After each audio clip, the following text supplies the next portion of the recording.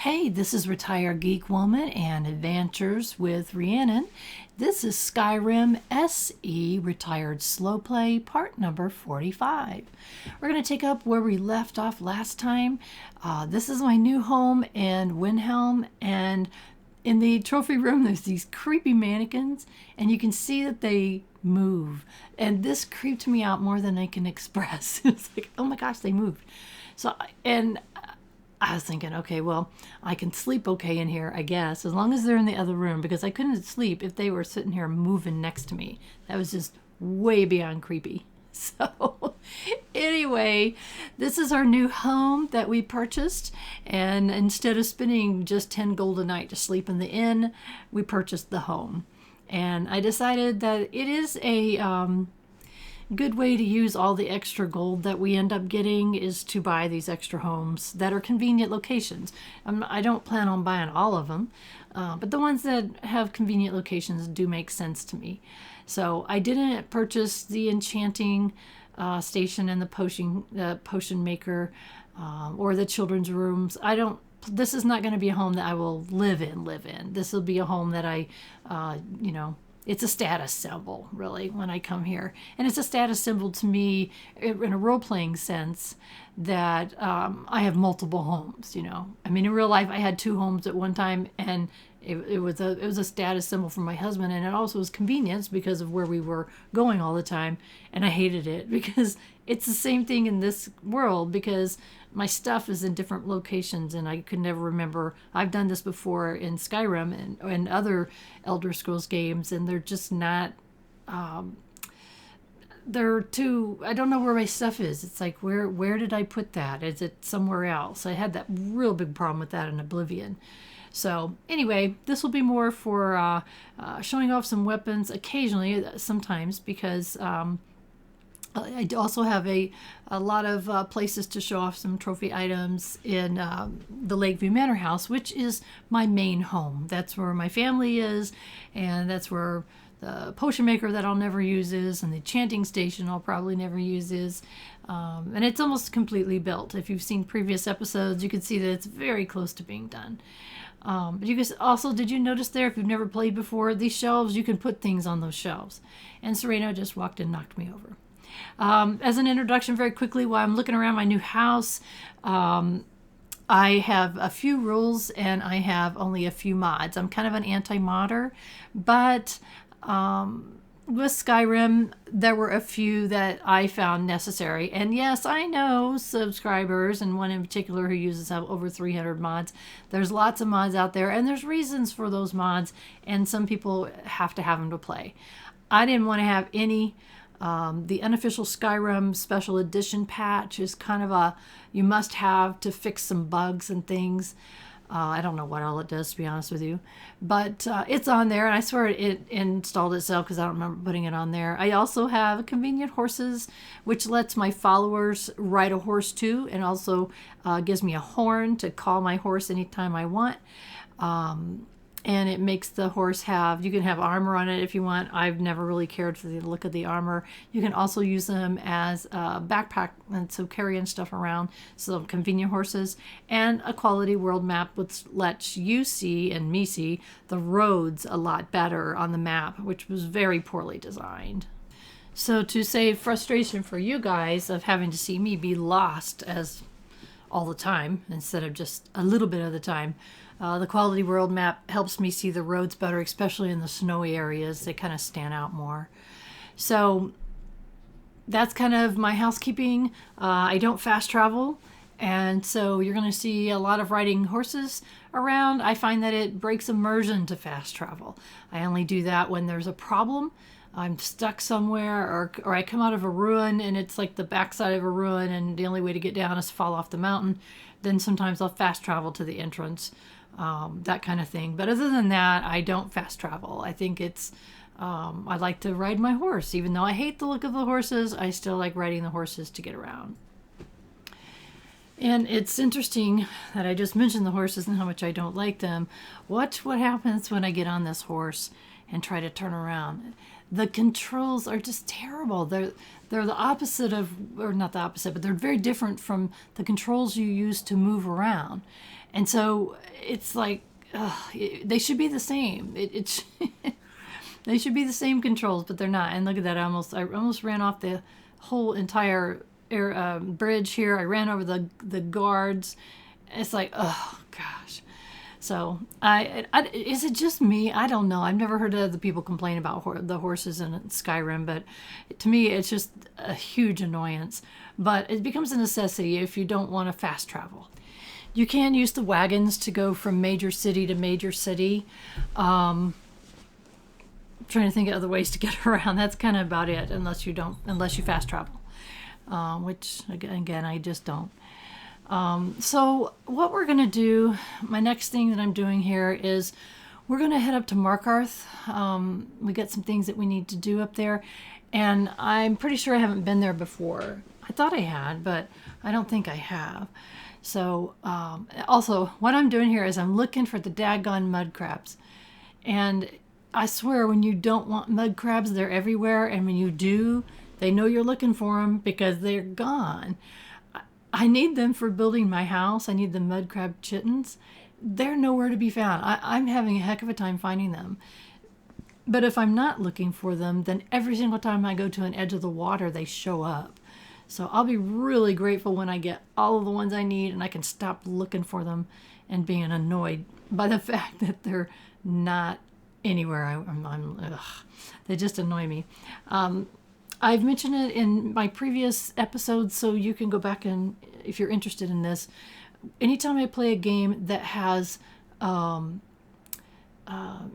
notes that need to be taken, or something that doesn't show up in the journal that I need to keep track of, then I use Microsoft OneNote. And I have reviewed Microsoft OneNote on a blog that I still have. I think I have a link to my blog in the description here.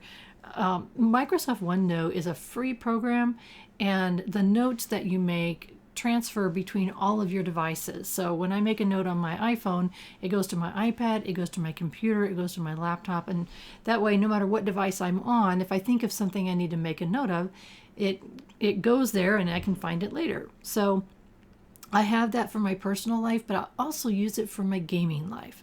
And I just have a single notebook called gaming or something, and then each notebook can have tabs just like you would in a regular notebook that has tabs. So I have a tab for each game that I'm playing that I need to keep notes on.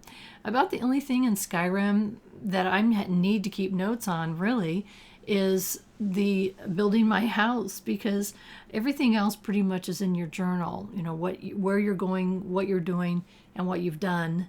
And so there's no need to keep notes like there used to be. I'm an old-time gamer, and in the older games you had to have a notebook for games that you played, because there was no way to keep track of what you were doing, who you talked to, who you need to talk to, things like that. Now now it's all right there where you can find it easily in the game. So I off camera had created a notebook for my house and all of the things that I needed to finish it. And it's smaller than I thought it was, actually.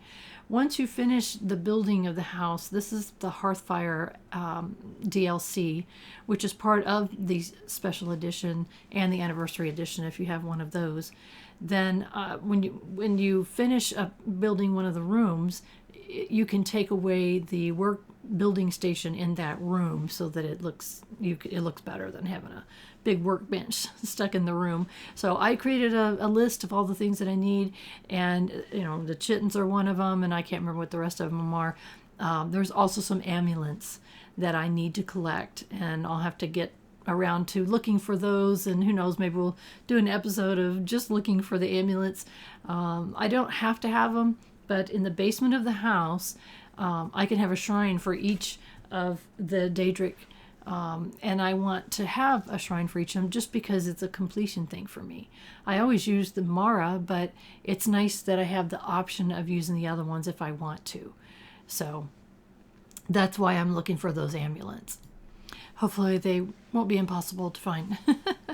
Occasionally you see me stop there. I don't know why. Sometimes I stop and I'll look for something, or I'm looking for something online or whatever, but I try to cut all that out so you guys don't have to watch me do nothing. Ooh, what was that? Somebody attacked. Ooh, whoa, dude. Oh my, I don't have my magic set up right. It's a high elf that's attacking us for some reason. And it's going to be a high elf that's dead pretty soon. You just saw Serena's horse explode and took quite a bit of the health from the high elf. But that took a little bit of work on that one, as you can see. That's one of the things I love about Serena's horse. I know that other people have commented they hate that, but I think that, I mean, I don't like fighting. I've got it on super easy mode so that my fighting is, not as dangerous. Dying is the last thing I want to do in this game. It's my least favorite thing. It ticks me off. I get mad when I die in the game. But as you can see, Serena's horse, if you're in a fight, she hops off the horse will explode in a ball of fire and take the health away, or take a good part of the health away from whatever we're fighting. And I like that. At first I thought it was hurting me, and then I realized it doesn't. It doesn't hurt me to be standing right next to it. So that's kind of cool. Serena is part of the Dawnguard DLC, and if you watched my earlier episodes, she was a vampire that I rescued. And at some point you can have the option of asking her to join you permanently, which I chose to do, and she has become human. She's no longer a vampire. And again, I don't think that's a spoiler. First off, that's an 11-year-old game. Secondly, this is episode 45. You should watch numbers 1 through 44 first. So if you didn't, then sorry. But yes, she's a human. Even though she makes comments that make her sound like she's not, she is. There's been some close-ups that I've showed of her eyes change after she becomes human. And I really love her as a follower for my own purposes. First off, you notice I have royal vampire armor that I'm wearing. And it regenerates my magicka so fast, and that's one of the reasons. Plus, we look cool together. Now, we could change her armor, but I don't think I will. I think that unless it gets completely out of control, I haven't played very much further than I already am in the game. And so unless things get out of control and it's too hard for us, I think we're going to hang out with this armor that we currently have. I don't like wearing helms, as you can see. I've got a circlet on, which I think was the one we got for becoming the Archmage of the, I think it's the College of Mages is what they call it. We became the Archmage and got that wonderful circlet that also, it increases, I can't remember if it increases our magicka or if it regenerates it, but it looks really cool whenever I have to see myself. I like playing first person, I don't like playing third person. And so anyway, we look really cool and fighting together. I don't want to mention here just because, just looking here, I love the scenery. I don't like the terrain and I don't like the weather in Skyrim. It makes me feel cold, but I have to admit this countryside is beautiful, and on a sunny day like this that you can see, it's really cool. You can see your shadow as you're riding along, and I don't know. I also like the rainy days. I love rainy days anyway in real life. Those are my favorite kind of days. And I found out that's called a pluviophile. A pluviophile is a person who feels peaceful and calm on rainy days. So, and I do. I love it. When it's a rainy day, especially in the spring and summer and fall, I opened up my doors and sliding doors and windows so that I can hear it. I love it.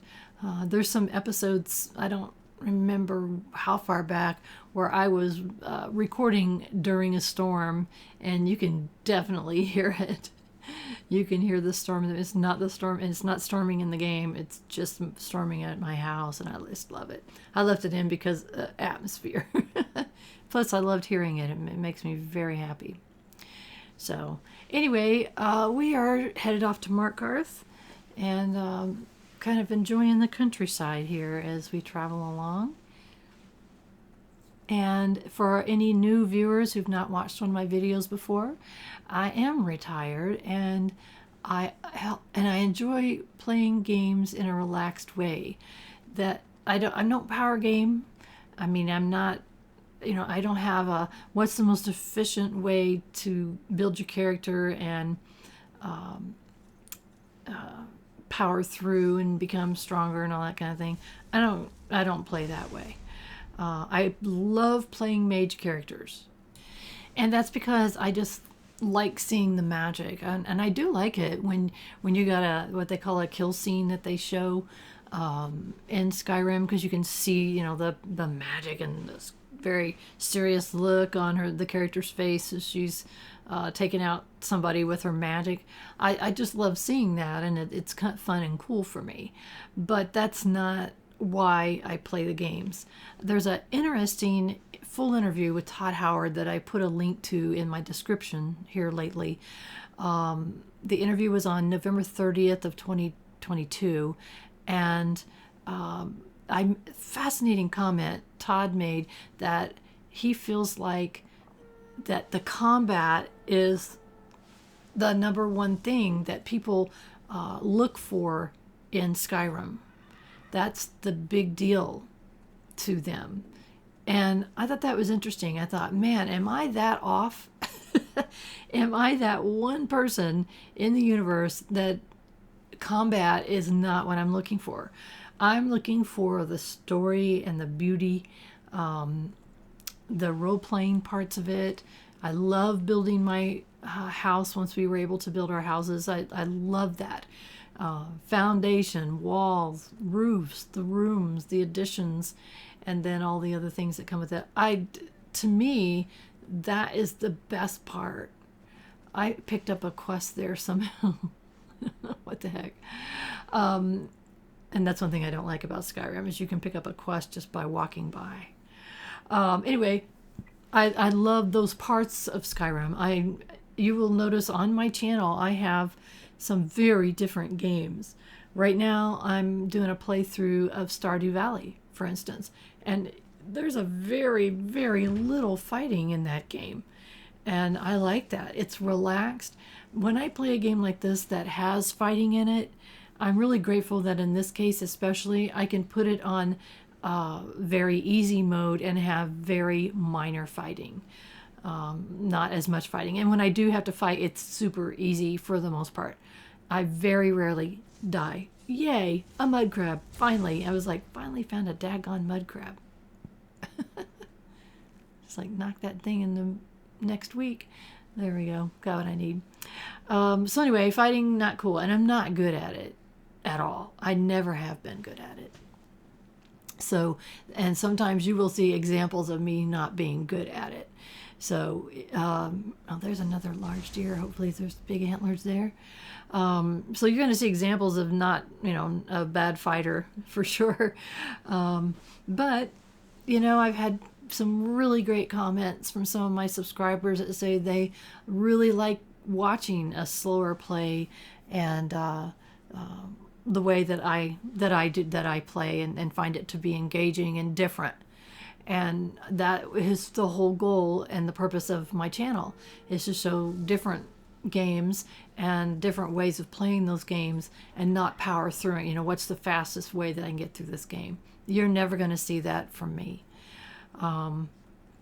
So the other thing I wanted to mention is that Skyrim is one of those games, maybe because of the fighting, I'm not sure. Whoa, dude, you wanted to be dead. Oh my gosh, and no horns. Oh, sorry, guy.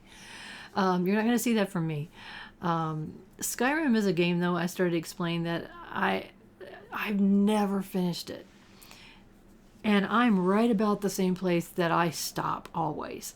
So I thought maybe if I put this as it's the first game that I started working on with my channel, that it would encourage me to finish. And by finish, if you have played Skyrim before, there's no such thing. You can play this game indefinitely. There's so many quests, unless I don't know what you would ever consider the game finished. For your purposes. For my purposes, what I do is there's certain factions that I want to join, such as the Mages Guild. So I joined the Mages Guild and I became the Archmage. That was important to me because of the benefits that you get from being Archmage. Plus, I like magic, so it made sense for me to do that. I do a number of the local ones, the towns and things. I do not all of them, obviously, a good enough percentage that I like to add a few things here and there. I'm able to buy houses in certain places and things like that. I do those. The Civil War. That's a big part of this game because it starts off in the beginning. The Imperials are trying to chop my head off. So in my mind's eye, in my role-playing mind's eye, it made sense to join the Stormcloaks. So I did, because the Imperials were trying to chop off my head. So I got other subscribers who have very different opinions about that, and that's okay. That's one of the beauties about Skyrim, is that you can play however you want. You can play whichever side or not play the Civil War at all. So that's one thing that I will follow through to completion. The other thing that I will definitely follow through to completion is the main storyline, the main quest line. When I finish that main quest line in this playthrough, when that's done, I will consider this playthrough completed. And I did that in Oblivion the same kind of way. I did a lot more other factions and things. But when I finished that main quest line, I considered it done. It was, and if you've never watched or played Oblivion, it's got just a spectacular ending to it when you finish that main quest line. And it was a shocker. Thankfully, I had never looked it up. I played it early on, I think, when it was released.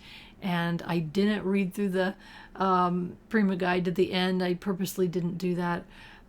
Instead, I let myself experience it. And so I don't know what happens in Skyrim when we complete the Civil War. I don't know what happens when we complete the main quest line. So those are the two things that I'm very excited about, that I'll get to and that I'm going to share with you. So that's the purpose of this playthrough, is to do that. Look at that dragon up there. I thought, what is he doing? What is that dragon doing, and which one is it? And see, it's not showing as a red dot on my map as a dragon that I can kill. So I have a feeling that this dragon is trying to, that may be Alduin, I think his name is. Am I saying his name right? Alduin has been raising dragons from their burial grounds. I have a feeling that that's what he's doing. I could be wrong, but let's see. I'm not sure. Where did you go, dude? Kind of racing over here. Yeah, look at that. He's raising a dragon from a burial ground is what he's doing. I'm glad we could see this ahead of time. If you haven't watched other episodes, we've seen this before. But they're raising these dragons that have been buried in these burial grounds. The burial grounds are all over the world. You can see he's still not showing as a red enemy on my compass, which would happen. But you see he's raising it from the dead, these buried dragons that are on these burial grounds. They come out looking like skeletons like this, and then it's Alduin is doing this, and then they get their scales on them, and then they take off. Hey, Serena, not time to talk about the weather. We would prefer to kill this dragon right here instead, if you don't mind. And she goes, oh, okay, maybe we should stop chit-chatting about the weather and kill this dragon. As you can see, that wasn't too hard. Again, I've got it on very easy mode. If you want more of a challenge, bring that up quite a bit, and it'll be much more of a challenge for you. With our magic, we had no problem doing that. So if this is the first time watching, you acquire dragon souls. You can see that there's something coming from the dragon to me, and so we collected a dragon soul. We also, you saw me pick up the bones and scales. They're very heavy, so I give them to my follower to carry. And you can see, look at those 15 for each bone, so that's 45 weight just from the bone. And then also the dragon scales, I give them to her, and we can sell those at the general sales shops or general merchant stores or whatever they're called. We usually buy them. I got a number of places that I sell those to. So anyway, you got to see us take a dragon down. Pretty easy stuff when you're got it on super easy mode. And we didn't have any help from villagers and soldiers. Sometimes you get help from them, but they can be killed depending upon who they are. So we run down here, and this is so funny. All these children, they always run right by you. They're always running when you come into town, these children. And they're usually fussing at each other if you're there long enough. So too funny. So anyway, we got to see a little bit of an adventure there, and they're, like I said, they're, when you're super easy mode, they're not too hard, especially if you can get them where right when they come up out of the ground like that, or you can get them to land. They're easier to kill if you can get them to land, and I'm glad he didn't take off because it's such a pain in the neck. Generally, if I end up running out of magic, I've got 2 staves that I use to be able to shoot them in the sky, and I haven't had too much trouble. You won't see me die in this game. Very, very, very rarely. I don't know if I've shown any. I've had a death or two, usually through my own stupidity, and a lot of times I'll cut that out because I don't want to show reloads. I don't think that's interesting to you, and it just takes up time in the video for me to reload and fix a mistake or do something better so that it wasn't stupid. Because generally, if you're playing a very easy mode, your death is just something stupid that you did. I don't know what that's about, standing here with your horse walking along. Guess I could have stopped and talked to him. If you are playing Skyrim and you love everything about it, you can stop and talk to everyone that you see along the way, and you pick up quests and learn all kinds of things. This is a very detailed game that has so much backstory, and this is the 5th in the Elder Scrolls series if you're unfamiliar with it, and they are very, very, some of them are very, very old games. I started with Daggerfall, and I think I picked it up the year after it was released, and I didn't play it very long. Original Daggerfall was kind of a pain in the neck. The dungeons were awful, and they were very buggy. Unfortunately, they're a huge part of the game, and you could get lost in the walls, and it was really bad. I quit playing it largely because a game came out that I was much more interested in playing. Then later on, the Daggerfall was ported over to Unity, and they made it a free game. And so fans of the game ported it over to Unity, and then I know I'm an anti-modder, but in this case, I was looking at videos of Daggerfall being played in the past year or two, and it looked amazing. And I was listening to what the video, the creation person was talking about, and I found that there's a particular mod in this game, a particular set, I guess it's a set of mods, I'm not 100% sure, that makes this game look like a modern game, and it was amazing. The dungeons look real. Everything looks much more realistic. They fixed it so that these huge, multi-level, impossible dungeons, you could switch them so that most of those dungeons could be small dungeons and playable, so that you can find whatever quest item you were sent to get. So I have played a good bit of it, and I may end up playing a lot more of it, and maybe someday I'll do a playthrough of it. I don't know. I've never finished it. The arena was the first one, and that was way before my time, and when I looked at it, I thought, I'm not going to play this. It looked like the old original Doom game, which I didn't really like much. But it does have some of the lore in it. Then I played Daggerfall, and it had a lot more of the lore in it. And then I played Morrowind, and I'm one of those people that just really didn't like Morrowind. And then Oblivion is my favorite, and now Skyrim. And I'll cut that short. We have arrived at the Stormcloak camp. We got to go talk to Galmar, and Galmar is going to give us some stuff to do, I believe. And this is part of the Civil War, and so we got to check in.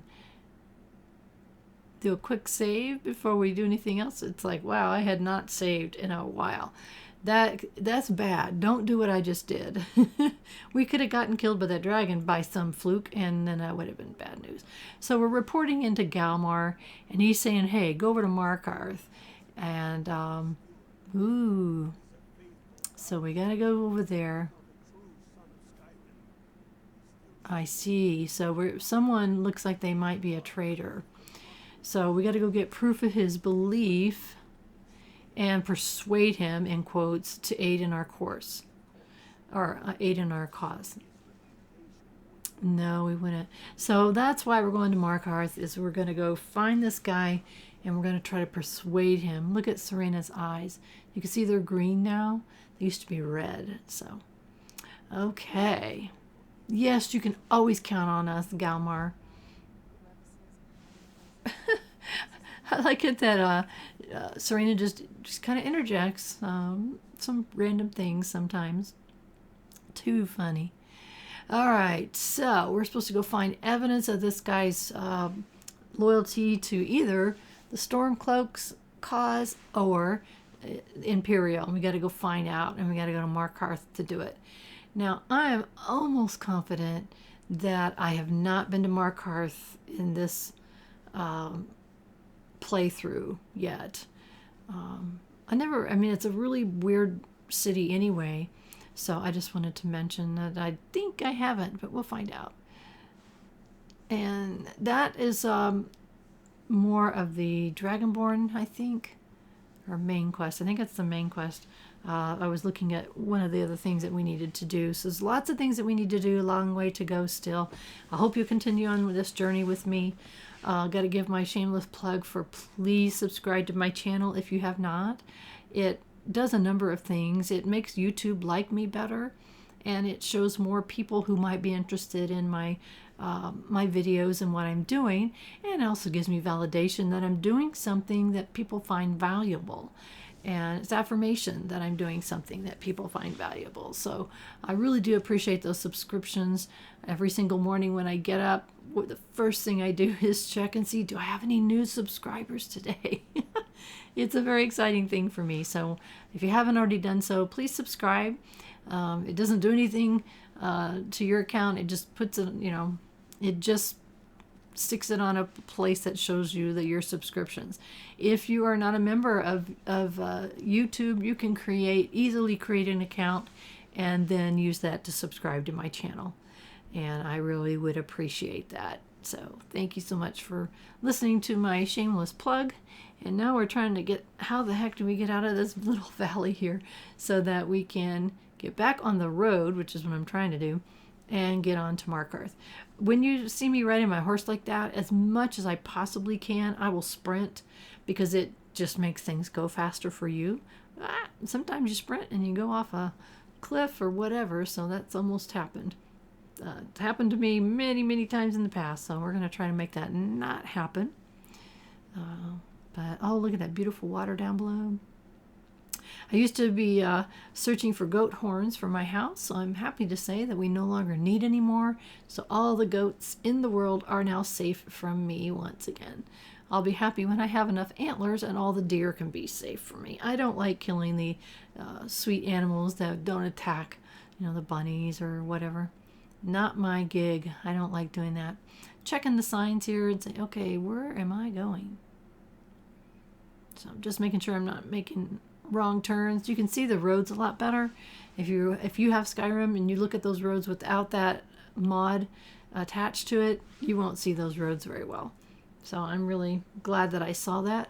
I actually come across it watching Grandma Shirley, if you know who she is. Her YouTube channel is actually Shirley Curry, I think is her channel name. And she's infamous for loving Skyrim, and she's like in her mid-80s, I think, now.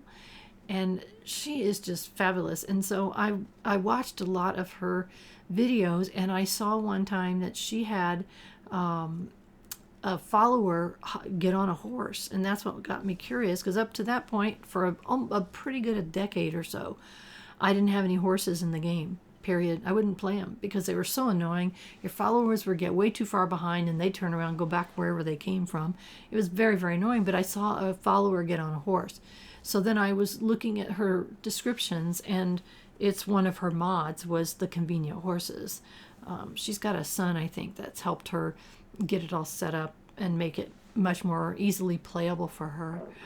So that's where I found out about convenient horses. So, we found a cave of some kind. I think we're going to go past the cave. Just checking. Oh, okay. we've got all kinds of miscellaneous things going on here. So we'll see how much we get to. Because I am on a mission to what I considered finish the game, which I said before.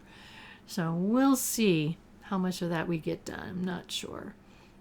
There's so much to do. And so if someone, oh, look at this. A mud crab is wanting to die. Well, how nice and convenient. Thank you, mud crab. What? Hey, you know what? You can be dead too. Forsworn. That was not nice. So that horse just exploded over there. I wonder if it helped me kill that mud crab. I bet it did. If we can find it. Sometimes things explode or sometimes things get blown up and you can't find them. It's like, oh, there it is. Okay, good. And do we have, oh, good, there's 2. I got to count. I'll have to check next time I get to my house and see how many more we have. Man, as you can see, we haven't been in this area before, so every time we come across something, it says, you've discovered XYZ. Oh, Serena resurrected the dead Forsworn. And if I had the volume in the game up very much, you would hear that thing. I hate her humanoid resurrected creatures. They sound horrible. They sound like zombies. The creepiest thing. But it's been convenient for us, because when she kills something, whatever it was and whatever its skills were, let's say that it was a bow user, when it's resurrected, it will be a bow user, or whatever it was. So they can be very convenient, and I understand why she does that. But it's a real creepy thing when you hear this thing groaning along, following you along. Oh my, so we're coming across all these new places we haven't been before. Oh, I see a mud crab across the river. I'm trying to stay on focus here. It's like, okay, we have a focus of what we're trying to do. It's like, squirrel. And here's something really funny, and this is the absolute truth. I swear to you, this is the absolute truth. As I'm sitting here and I looked out my sliding glass door from my desk, a squirrel ran across my deck railing at the same time that I said that. I am not kidding. So it's like, okay. First off, I don't want squirrels on my deck, but it was funny. So you can see if you had taken a wagon from Windhelm, you could have taken it to Markarth and it would have brought you here. So save right now is a really, really, really good idea. Before we go in and see whatever we're supposed to say. We just discovered the stables, and now we're going to discover Markarth. So, oh, you can see I'm halfway through level 19, and I don't believe I've ever been that far before. So as we come in, there's like, this guy kills this person. And it's like, what the heck? There's been a murder. And I don't think that you can stop that. Even if you're aware of it ahead of time, I don't think there's a way to stop it. Let's take that key. I don't know what we can use it for. And guard says, all under control. I'm going to take his lockpicks. Our lockpick skill's doing pretty good. Anyway, my goodness, that was kind of creepy. It was awful. And I don't think you can stop that. Yeah, I know. Right on the streets. Am I all right? Yes, I'm all right. And yes, I saw it happen.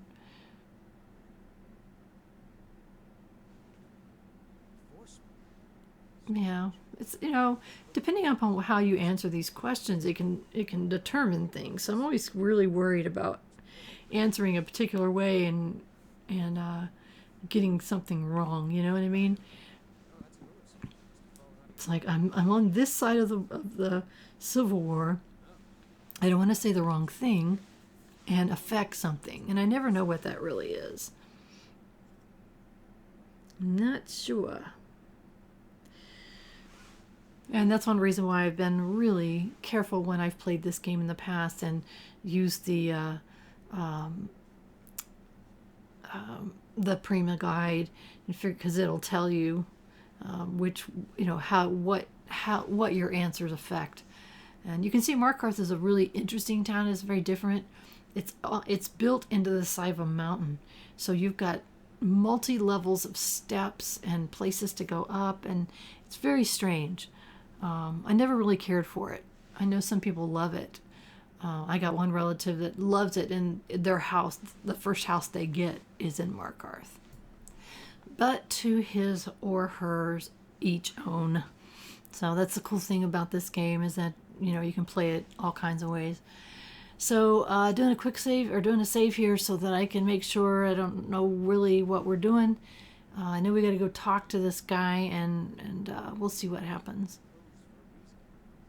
You can see this is kind of an interest. All of these are really interesting buildings here. I don't particularly like the look of them, but they're interesting. And our compass marker is telling us to go upstairs, I think, to find the person that we're supposed to have a little chit chat with. Looks like it's on the other side of that wall over there. So we'll just kind of slip around here.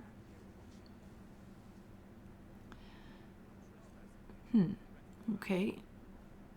So our pointer sometimes shows us through walls and through doors and things. Sometimes it's hard to figure out where to go. As you can see, we have to break the lock or pick the lock to go into this room. So I hope we don't get busted for it. That would not be cool. My lock picking is at 48, so that's good. I think we can get a new perk when we hit 50. So I'm looking forward to that. We need to go in more ruins and open more chests and things like that. And, what do we have here? Oh, I hate stealing things. There's an amulet. I don't think this is what we are supposed to be looking for. Oh, apparently that's the evidence.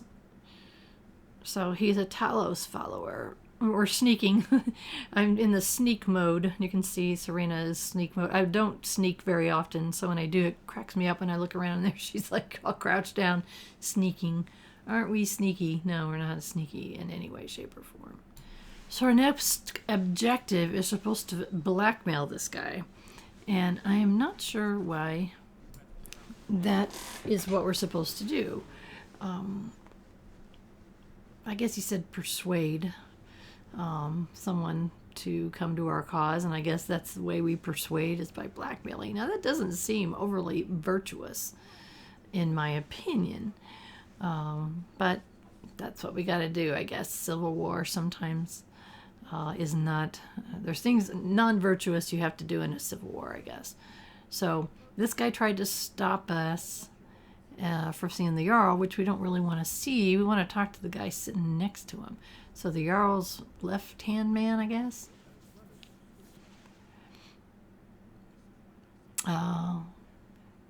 Yeah, we say, show him the inscribed amulet of Talos. So once we do that, he's like, yeah, let's follow me. He wants to go have a private conversation. So that's kind of a good thing, I think. So we gotta follow him. In Skyrim, sometimes following people can be a real pain in the neck, because if you get too close, they'll stop. If you get too far away, they stop. So there's like an invisible X number of steps behind that you have to follow someone, so that they will continue walking, so that you can follow them. So that's why I'm kind of, oops, I didn't mean to get that close. This guy is a pretty good one. He just assumes you're going to follow him to wherever he's going, which actually was his room. So, well, you see, a spy? I don't call myself a spy. Yeah, I guess I am.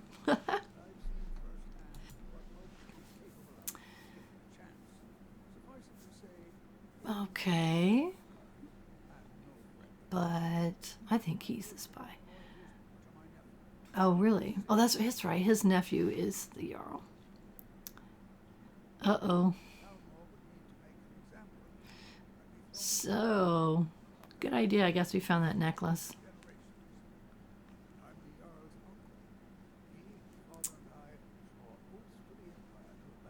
Okay.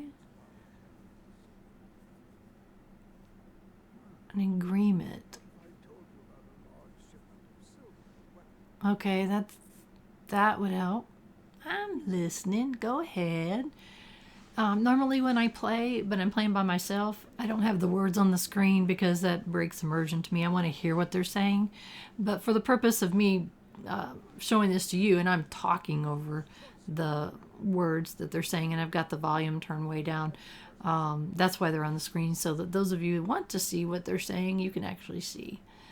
And so, okay. We have a deal.